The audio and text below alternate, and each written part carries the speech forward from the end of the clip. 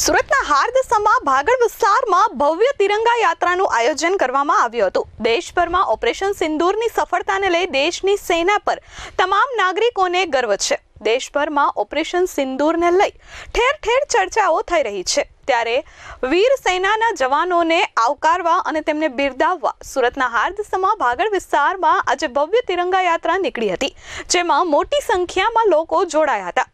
સેનાના શૌર્યને બિરદાવવા આ યાત્રામાં હજારોની સંખ્યામાં લોકો જોડાયા હતા। કેન્દ્રીય જળશક્તિ મંત્રી CR પાટીલ, સુરતના મેયર દક્ષેશભાઈ માવાણી, સુરતના ધારાસભ્ય, સાંસદ અને ભાજપના કાર્યકરો સહિત સુરત શહેરના મોટી સંખ્યામાં તમામ ધર્મના લોકો આ યાત્રામાં જોડાયા હતા। પહેલગામ આતંકી હુમલા બાદ સેનાએ ઓપરેશન સિંદૂર થકી કરેલી આતંકવાદી પ્રવૃત્તિઓને નષ્ટ નાબૂદ કરેલી કાર્યવાહીને લઈ નાગરિકોએ સેનાની કામગીરીને બિરદાવી છે। આ યાત્રા સુરતના ભાગળ 4 રસ્તાથી નીકળી અને ચોક બજાર કિલ્લા સુધી પહોંચી હતી, જેમાં સ્વયંભૂ લોકો જોડાયા હતા। દેશભક્તિના ગીતો સાથે આ યાત્રા ભાગળ 4 રસ્તાથી થઈ લાલગેટ થઈ ચોક બજાર કિલ્લાના મેદાન પાસે સમાપ્ત થઈ હતી।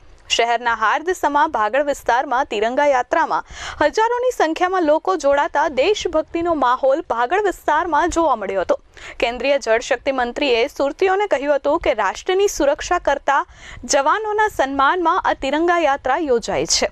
ઓપરેશન સિંદૂર અંતર્ગત દેશના બહાદુર જવાનોએ પોતાના જીવના જોખમે દેશની રક્ષા કરી છે। મહાનગરમાં પ્રવર્તમાન સ્થિતિથી પૂરી જનતાને વાકેફ છે। સાંપ્રત પરિસ્થિતિ પૂરા હિન્દુસ્તાનની, ખાસ કરીને આતંકવાદ સામે માનવતાવાદની લડાઈ અને એમાં પણ આદરણીય પ્રધાનમંત્રી શ્રી નરેન્દ્રભાઈ મોદી સાહેબ જે મોદી સરકારની ઝીરો ટોલરન્સની નીતિ આતંકવાદની સામે એટલું જ નહીં 140 કરોડ દેશવાસીઓના રક્ષણ માટે આદરણીય પ્રધાનમંત્રીજી આતંકવાદની સામે જે રાષ્ટ્રવાદની લડાઈ લડી રહ્યા છે, એટલું જ નહીં જે સેના આપણા જે સૈનિકો જે છે એ સૈનિકો પણ પોતાની વીરતા, શૌર્ય, પરાક્રમથી આતંકવાદને કચડી નાખવા માટે આપણે આખી દુનિયાએ જોયું જે પરાક્રમથી સૈન્યનો જે ઉત્સાહ જે વધ્યો છે, સૈન્યએ જે સાહસ બતાવ્યું છે, જેને કારણે પૂરા વિશ્વમાં ભારતની ગૂંજ માલુમ પડે છે। એના માટે આજે સેનાના સમર્થનમાં, સેનાના સહયોગમાં, સેનાના સાથે સમર્પણના ભાવથી આજે આ તિરંગા યાત્રા એ સૈનિકોને સેલ્યુટ આપવા માટે આપણે નીકળ્યા છે। ત્યારે આપ સૌને મારી એટલી જ વિનંતી છે કે આપણે સૌ રાષ્ટ્રવાદના રંગે રંગાઈને ભારતને શક્તિશાળી બનાવીએ।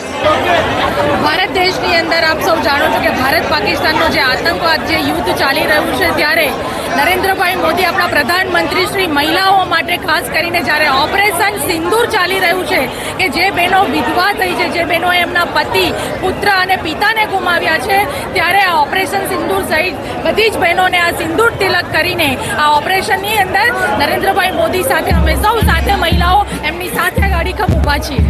ભારતની શાન એટલે તિરંગો અને તિરંગાની શાન એટલે આપણા સૈનિકો અને આપણા પ્રધાનમંત્રી શ્રી નરેન્દ્રભાઈ મોદીજીએ ઓપરેશન સિંદૂરને એમના જે કુનેપૂર્વક રીતે જે પાર પાડ્યું છે, આજે એના સપોર્ટ માટે અહીંયા સુરતની અંદર આપણા ભાગળ જે આપણું હાર્દ સમાન છે ત્યાં અમે બધા નાગરિકો સુરતના ભેગા થયા છે અને તિરંગા રેલી રૂપે આજે આપણા સૈનિકોની સાથે કે જે ત્રણેય સેનાઓ એ પોતે જે હિંમતપૂર્વક પાકિસ્તાનમાં ઘરમાં ઘૂસીને જે આપણો બદલો લીધો છે, આપણા સિંદૂરને જે એ લોકોએ જ્ઞાતિના ભેદ જાણીને ઉજાડ્યા છે, તેની સામેનું આજે અમે સપોર્ટમાં કે વી સપોર્ટ અવર નેશન અને we support our prime minister, we support our navy અને એ ધ્યેય સાથે અમે અહીંયા બધા ભેગા થયા છે।